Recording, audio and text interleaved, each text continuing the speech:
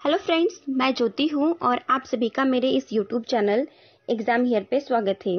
Friends, आज की इस वीडियो में हम MPSC 8 भारत में राज्य की राजनीति state politics in India IGNOU की ये जो बुक है, इस बुक का फर्स्ट चैप्टर जो कि हमारा है भारत में राज्य राजनीति का विकास, इसको करेंगे क्योंकि पेपर स्टार्ट हो चुके हैं और MPSC 8 का भी एग्ज़ाम है कुछ दिनों में।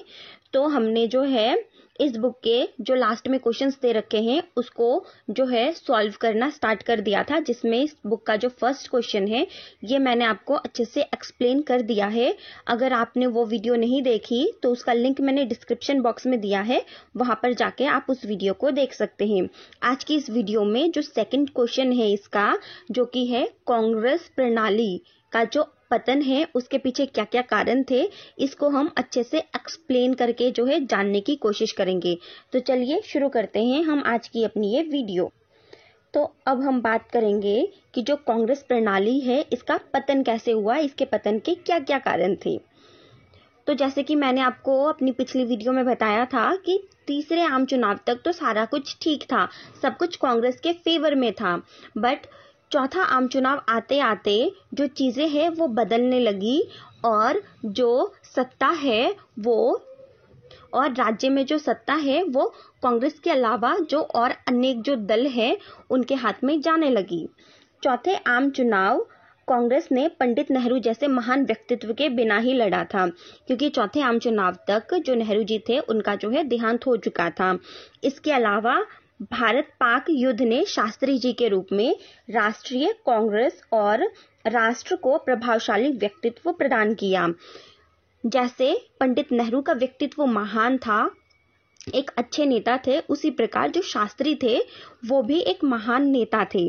ठीक है, उनका व्यक्तित्व भी जो है प्रभावशाली था, पर वो भी अधिक समय तक जो है राजनीति में नहीं रह पाए, क्योंकि 1964 में नेहरू जी का देहांत हुआ था और उसके 2 साल बाद 1966 में ही शास्त्री जी का देहांत हो गया था।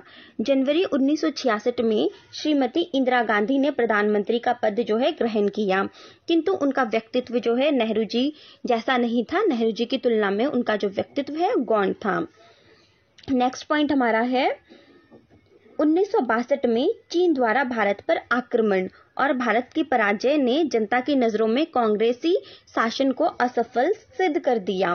चीन से हमारी दोस्ती अच्छी थी, मतलब भारत की दोस्ती अच्छी थी, तो भारत को ये लग रहा था कि चीन जो है भारत पर आक्रमण नहीं कर सकता, इसीलिए भारत जो है चीन की तरफ से निश्चिंत था।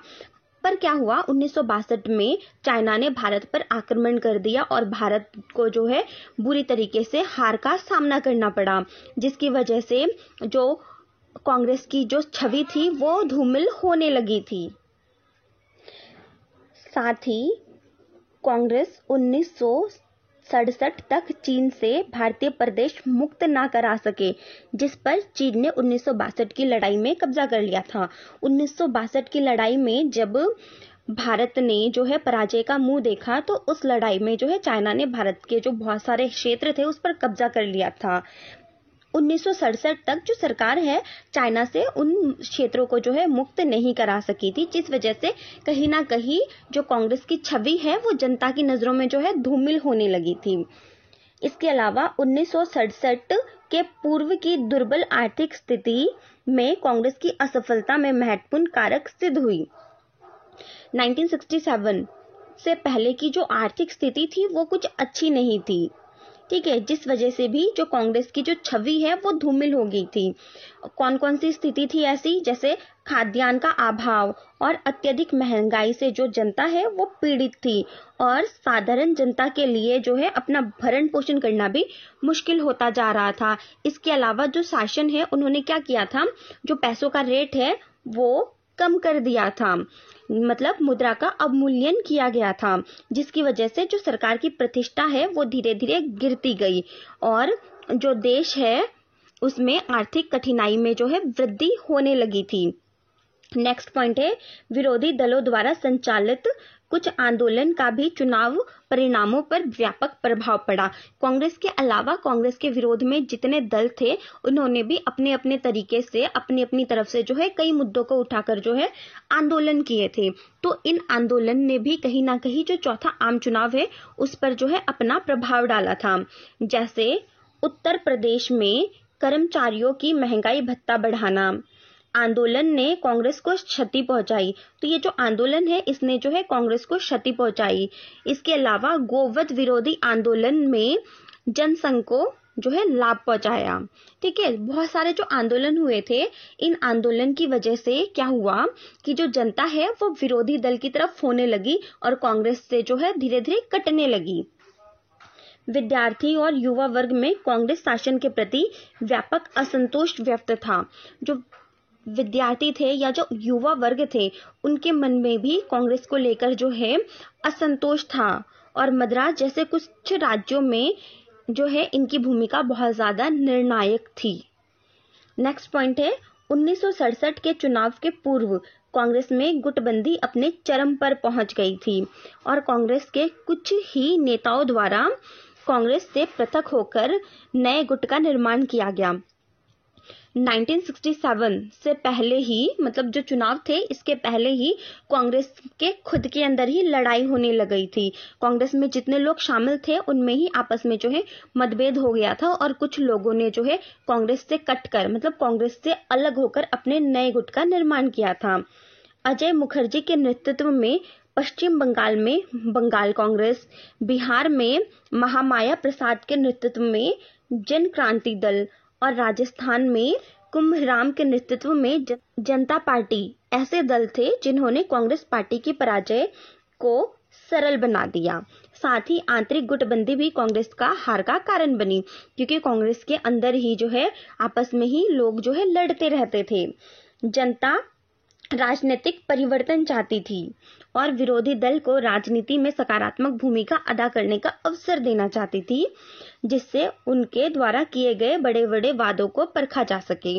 जो देश की जनता थी वो राजनीति में परिवर्तन चाहती थी क्योंकि उस टाइम पे कांग्रेस के अलावा जो विरोधी दल थे उन्होंने जो है जनता से कई सारे वादे किए थे। तो जनता चाहती थी कि केंद्र में कांग्रेस की सरकार ना आए, जो विरोधी दल है उनकी सरकार आए और उन्होंने जो वादे किए हैं जनता से बड़े बड़े उन वादों को पूरा करें। छठी लोकसभा चुनाव में कांग्रेस को भारी पराजय का सामना करना पड़ा जिसके निम्न कारण थे। अब जो छठी लोकसभा का चुनाव हुआ था इसमें जो है कांग्रेस जो है बहुत बुरी तरीके से हारी थी। अब बुरी तरीके से क्यों हारी थी इसके कुछ कारण थे, तो चलिए जानते हैं वो कारण क्या थे। 1975 में शासन द्वारा आपातकाल की घोषणा की गई। 1975 में जो इंदिरा गांधी जी थी उन्होंने क्या किया, आपातकाल की घोषणा कर दी और उसका कारण क्या बताया, आपातकाल की घोषणा करने के पीछे रीजन क्या दिया। उन्होंने कहा कि देश में जो है आंतरिक अव्यवस्था की स्थिति उत्पन्न हो गई है, अराजकता की स्थिति जो है उत्पन्न हो गई है, इसी वजह से आपातकाल लगा दिया गया। बट जो मतदाता थे, जो देश की जनता थी, वो इस बात को अच्छे से समझती थी कि जो इंदिरा गांधी है वो खुद को जो है सत्ता में बनाए रखना चाहती थी। इसी वजह से जो है उन्होंने आपातकाल की घोषणा की। इस आपातकाल में निरंकुश शासन और ज्यादतियां परिलक्षित हुई और इस आपातकाल के दौरान जो है देश की जो जनता है उन पर अत्याचार किए गए। ठीक है, इसके अलावा जो प्रतिष्ठित राजनीतिक नेता थे, कार्यकर्ता थे और प्रतिष्ठित ज्ञान राजनीतिक जो व्यक्ति थे, जितने भी फेमस लोग थे उनको जो है गिरफ्तार किया गया, प्रेस पर सेंसरशिप लगा दिया गया, बिना किसी न्यायिक जांच के कुछ संगठन को प्रतिबंधित भी कर दिया गया। इसके अलावा महानगरों को सुंदर बनाने के नाम पर जो है लाखों लोगों को जो है बेघर कर दिया गया था। नेक्स्ट पॉइंट है, भारत के लिए परिवार नियोजन कार्यक्रम की उपयोगिता पर किसी भी प्रकार से संदेह नहीं किया जा सकता, पर इस कार्यक्रम को विवेक और अनुचित उत्साह के साथ स्वीकार किया गया। उस टाइम पर जो है परिवार नियोजन कार्यक्रम भी जो है लागू किया गया था। ये अच्छा कार्यक्रम था बट इंटेंशन जो है इसके पीछे सरकार का वो गलत था, जिसकी वजह से ये जो कार्यक्रम है वो लोकप्रिय नहीं हुआ और जो सरकार है उसका जो है उस टाइम पे विरोध किया गया। इस और इस चीज का विरोध क्यों किया जा रहा था? क्योंकि जोर जबरदस्ती के आधार पर लोगों को पकड़ पकड़ कर उनकी जो है नसबंदी की जा रही थी। इसके अलावा जो सामान्य नागरिक थे उनके साथ जो है पशुओं की तरह व्यवहार किया जा रहा था। 1975 में घोषित आपातकाल में भारतीय राजनीति में संजय गांधी का आगमन हुआ। 1975 में जो आपातकाल की घोषणा हुई थी, इसके बाद से ही राजनीति में जो है संजय गांधी का आगमन हुआ और जल्दी ही वे संविधानेतर सत्ता में एक बहुत बड़ा केंद्र बन गए। जल्द ही वे जो है एक बहुत बड़ा केंद्र बन गए थे। कुछ केंद्रीय मंत्रियों और कुछ राज्य के मुख्यमंत्रियों ने उनके चाटुकार बनकर उन्हें जो है अपनी मनमर्जी करने दिया, अपनी मन के अनुसार कार्य करने को प्रोत्साहित किया। संजय गांधी को वंशानुगत शासन के खतरे के रूप में देखा गया था। साथ ही युवा कांग्रेस संदीप उन शक्तियों का केंद्र बन गई। इस प्रकार संजय गांधी और युवा कांग्रेस की भूमिका के पतन का कारण बनी। 1971 के समान ही 1977 के चुनाव का मुख्य प्रश्न इंदिरा गांधी ही थी, जिसमें प्रमुख अंतर ये देखने को मिला कि 1971 में श्रीमती इंदिरा गांधी की छवि जितनी उज्जवल थी, क्योंकि 1971 में बांग्लादेश का जन्म हुआ था, भारत पाक युद्ध हुआ था जिसमें जो है भारत जो है जिसमें पाकिस्तान का पराजय हुआ था और भारत की विजय हुई थी, जिस वजह से जो इंदिरा गांधी जी थी उनकी छवि जो है बहुत अच्छी थी। 1977 में उनकी छवि जो है उतनी अच्छी नहीं थी, उनकी छवि जो है धूमिल हो गई थी।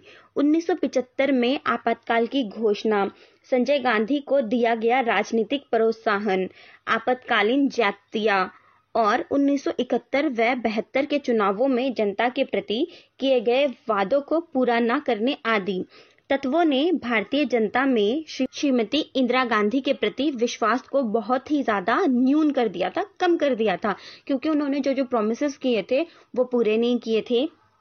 इसके अलावा आपातकाल जो है लगा दिया गया था देश में। परिणाम स्वरूप न केवल कांग्रेस की पराजय हुई 1977 के चुनाव में, बल्कि श्रीमती इंदिरा गांधी को भी अपने निर्वाचन क्षेत्र में हार का मुंह देखना पड़ा था। नेक्स्ट पॉइंट है, श्रीमती गांधी का विचार था कि अप्रत्याशित चुनाव की घोषणा कर विरोधी दल को भ्रम में डाल देंगे। फिर उन्होंने क्या किया कि चुनाव की घोषणा कर दी। आपातकाल के बाद जो है उन्होंने चुनाव की घोषणा कर दी। उन्होंने सोचा जो विरोधी दल है उनको तैयारी का मौका नहीं मिलेगा तो वो जो है चुनाव जीत नहीं पाएंगे और कांग्रेस ही फिर से सत्ता में आएगी।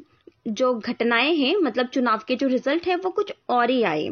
जेल से छूटने के बाद जयप्रकाश नारायण के प्रति जनता के मन में सहानुभूति उमड़ी, क्योंकि आपातकाल के टाइम पे जो जयप्रकाश नारायण जी थे उनको जेल में डाल दिया गया था। आपातकाल जो है जब खत्म हो गया तो उनको जो है जेल से रिहा कर दिया गया।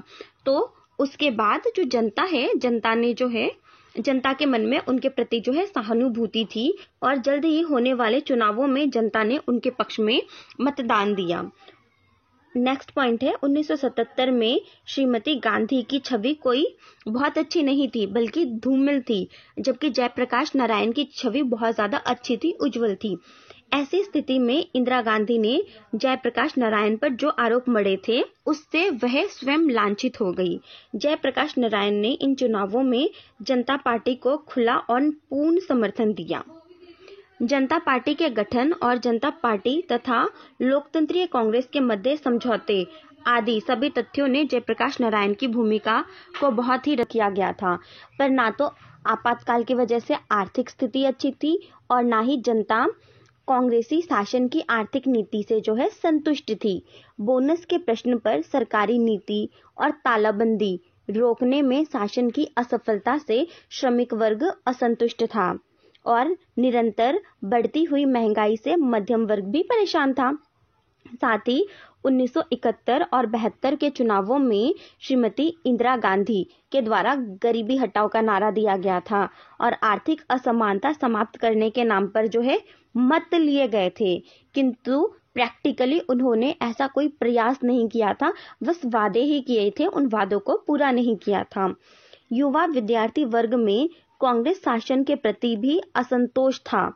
पश्चिम बंगाल और अन्य कुछ राज्यों में कांग्रेस में चल रही तीव्र गुटबंदी ने भी उनकी पराजय में जो है प्रमुख भूमिका अदा की। जो कांग्रेस है उनके अंदर ही, कांग्रेस के खुद के अंदर ही गुटबंदी चल रही थी। इन चुनावों में कांग्रेस के पास जो है निष्ठावान नेता नहीं था, उनका अभाव था। इसके अलावा चुनावों में कांग्रेस के द्वारा शक्ति और साधन संपन्नता का थोड़ा प्रदर्शन किया गया, जो उसके विरुद्ध चला गया। संभवतः 1973 के मध्य से ही शासन और कांग्रेस विरोधी हवा चल रही थी और आपातकाल ने उसे एक आंधी का रूप दे दिया था, जिससे घोर सरकारी प्रचार के आधार पर भी नियंत्रित कर पाना संभव नहीं था। ठीक है, तो ये हमारा सेकंड क्वेश्चन था कि जो कांग्रेस प्रणाली है इसका पतन क्यों हुआ, पतन होने का क्या क्या कारण था। आई होप आपको जो है इस क्वेश्चन का जो आंसर है अच्छे से समझ में आ गया होगा। क्वेरी है कमेंट बॉक्स में कमेंट करके पूछ सकते हैं, मैं आपको वहां पर रिप्लाई कर दूंगी। आपने मेरी वीडियो यहाँ तक देखी उसके लिए आप सबका बहुत बहुत धन्यवाद। Thank you.